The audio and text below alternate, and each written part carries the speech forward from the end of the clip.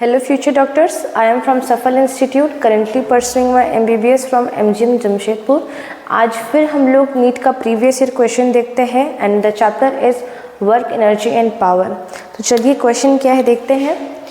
At any instant of time t, the displacement of any particle is given by 2t minus 1 SI unit। ठीक है, तो displacement कितना दिया है 2t minus 1 under the influence of force of 5 Newton. Force कितना दिया है 5 Newton का दिया है और निकालना क्या है the value of instantaneous power in SI unit.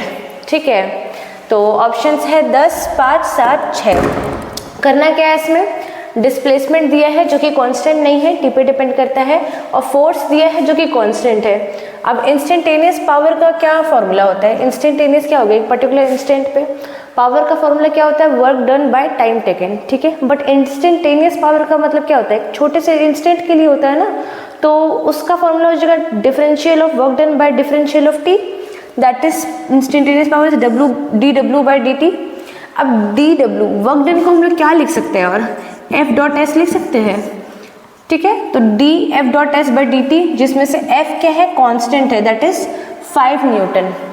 But देखिए S तो कांस्टेंट नहीं है ना, वो तो T पे डिपेंड कर रहा है, तो S की जगह पे डिफरेंशियल ऑफ 2t - 1/dt करेंगे और इस पूरे पोर्शन को डिफरेंशिएट करने के बाद हमारा वैल्यू आता है 2, राइट। तो 5 × 2 10 यूनिट्स हो गया, इसका आंसर क्या हो गया 10।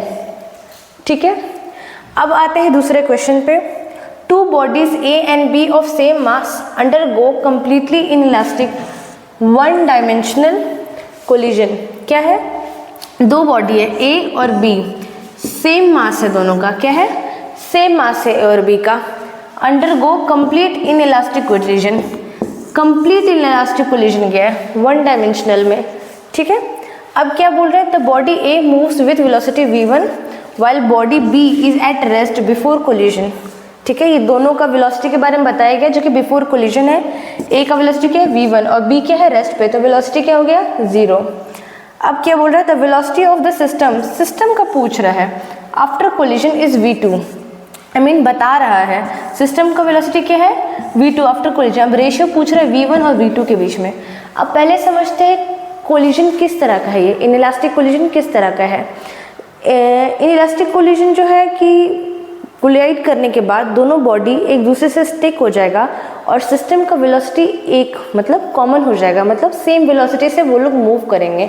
तो जो v2 है वो मास A के लिए भी होगा, मास B के लिए भी होगा, लेकिन कब आफ्टर कोलिजन। ठीक है, तो ma = mb, ua हो गया v1 और ub हो गया 0।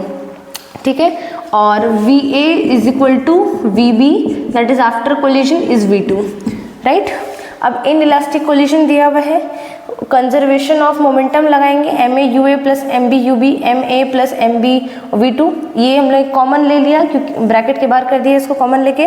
अब इसी जगह पे क्या लिख सकते हैं, ma और mb इक्वल है ना, तो इसको m लिख सकते हैं हम लोग सीधा।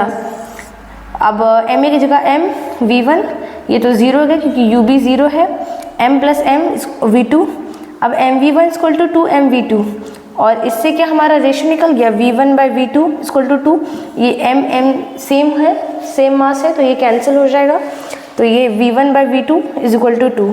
तो देखिए ऑप्शन में क्या है, सेकेंड ऑप्शन 2:1। ठीक है, और अगर देखिए अगर आपको ये डिफरेंशियल नहीं समझ में आया तो मेरा एक डिफरेंशिएशन का मोशन इन स्ट्रेट लाइन करके वीडियो है जिसमें मैंने डिफरेंशिएशन और इंटीग्रेशन बहुत अच्छे से एक्सप्लेन किया है, तो आप उस वीडियो को भी जा करके देख सकते हैं। Thank you.